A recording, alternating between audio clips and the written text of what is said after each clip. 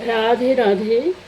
ओम नमो भगवते वासुदेवाय नमः। ओम नमो भगवते वासुदेवाय नमः। ओम नमो भगवते वासुदेवाय नमः। তো আজ পাণ্ডবা নির্জলা একাদশী। জ্যৈষ্ঠ শুক্লপক্ষের এই নির্জলা একাদশী ব্রত সম্পর্কে ব্রহ্ম বৈবর্ত পুরাণে শ্রী ভীমসেন ব্যাস সংবাদে বর্ণিত হয়েছে। মহারাজ যুধিষ্ঠির বললেন, হে জনার্দন, আমি অপরা একাদশীর সমস্ত মাহাত্ম্য শ্রবণ করলাম। এখন জ্যৈষ্ঠ শুক্লপক্ষের একাদশীর নাম ও মাহাত্ম্য কৃপাপূর্বক আমার কাছে বর্ণনা করুন। শ্রীকৃষ্ণ বললেন, এই একাদশীর কথা মহর্ষি ব্যাসদেব বর্ণনা করবেন, কেননা তিনি সর্বশাস্ত্রের অর্থ ও তত্ত্ব পূর্ণরূপে জানেন। রাজা যুধিষ্ঠির ব্যাসদেবকে বললেন, হে মহর্ষি দ্বৈপায়ন, আমি মানুষের লৌকিক ধর্ম এবং জ্ঞান কাণ্ডের বিষয়ে অনেক শ্রবণ করেছি। আপনি যথাযথভাবে ভক্তি বিষয়িনী কিছু ধর্মকথা আমায় বর্ণনা করুন। শ্রী ব্যাসদেব বললেন, হে মহারাজ, তুমি যেসব ধর্মকথা শুনেছ, এই কলিযুগের মানুষের পক্ষে সে সমস্ত পালন করা অত্যন্ত কঠিন, যা সুখে সামান্য খরচে অল্প কষ্টে সম্পাদন করা যায়, অথচ মহাফল প্রদান করে এবং সমস্ত শাস্ত্রের সারস্বরূপ সেই ধর্মই কলিযুগের মানুষের পক্ষে করা শ্রেয়। সেই ধর্মকথাই এখন আপনার কাছে বলছি।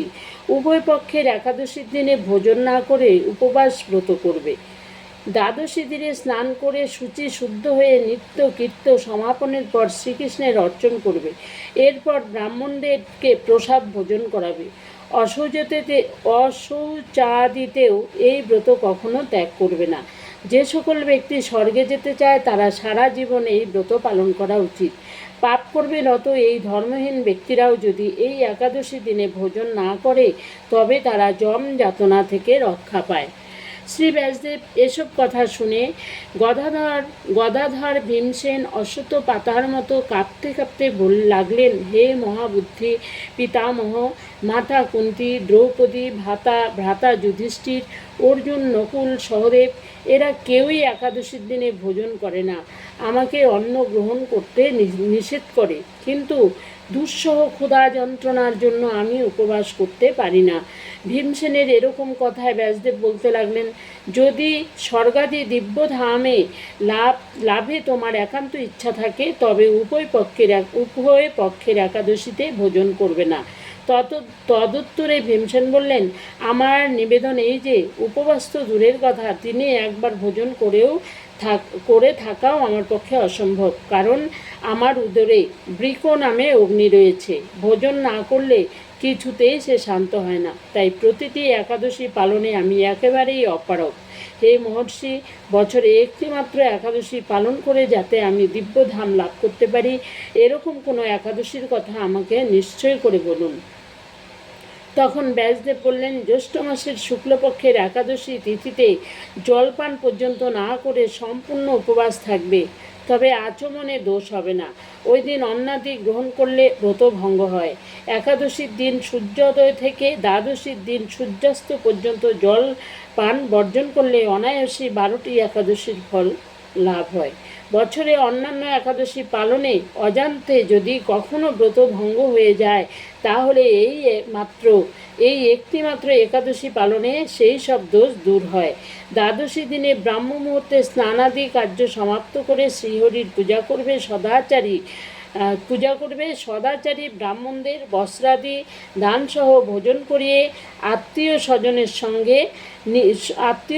সঙ্গে নিয়ে ভোজন করবে। এরূপ একাদশী ব্রত পালনে যে প্রকার পুণ্য সঞ্চিত হয় এখন তা শ্রবণ করো। সারা বছরে সমস্ত একাদশীর ফলই একটি মাত্র ব্রত উপবাসে লাভ করা যায়। শঙ্খ, চক্র, গদা পদ্মাধারী ভগবান শ্রীকৃষ্ণ আমাকে বলেছেন, বৈদিক ও লৌকিক সমস্ত ধর্ম পরিত্যাগ করে যারা একমাত্র আমার শরণাপন্ন হয়ে এই নির্জলা একাদশী ব্রত পালন করে তারা সর্বপাপ মুক্ত হয়। বিশেষত কলিযুগে ধন সম্পদ দানের মাধ্যমে সদ্গতি বা স্মার্ত সংস্কারের মাধ্যমে যথার্থ কল্যাণ লাভ হয় না। কলিযুগে দ্রব্যশুদ্ধি নেই, কলিতে শাস্ত্রোক্ত সংস্কার বিশুদ্ধ হয় না, তাই বৈদিক ধর্ম কখনো সুসম্পন্ন হতে পারে না। হে ভীমসেন, তোমাকে বহু কথা বলার পর আর প্রয়োজন কি? তুমি উভয় পক্ষের একাদশীতে ভোজন করবে না। যদি তাতে অসমর্থ হও তবে জ্যৈষ্ঠ মাসের শুক্লপক্ষের একাদশীতে অবশ্যই নির্জলা উপবাস করবে। এই একাদশী ব্রত ধনধান্য ও পুণ্যদায়িনী। যমদূতগণ এই ব্রত পালনকারীকে মৃত্যুর পর স্পর্শ করে না। পক্ষান্তরে বিষ্ণুদূতগণ তাকে বিষ্ণু লোকে নিয়ে যান। শ্রী ভীমসেন ওই দিন থেকে নির্জলা একাদশী পালন করতে থাকায় এই একাদশী পাণ্ডবা নির্জলা বা ভীমি শ্রেণী একাদশী নামে প্রসিদ্ধ হয়েছে। এই নির্জলা একাদশীতে পবিত্র তীর্থস্থান, দান, জপ, কীর্তন ইত্যাদি যা কিছু মানুষ করে তা অক্ষয় হয়ে যায়। যে ব্যক্তি ভক্তি সহকারে এই একাদশী মাহাত্ম্য পাঠ বা শ্রবণ করেন তিনি বৈকুণ্ঠ প্রাপ্ত হন। রাধে রাধে। হরে কৃষ্ণ।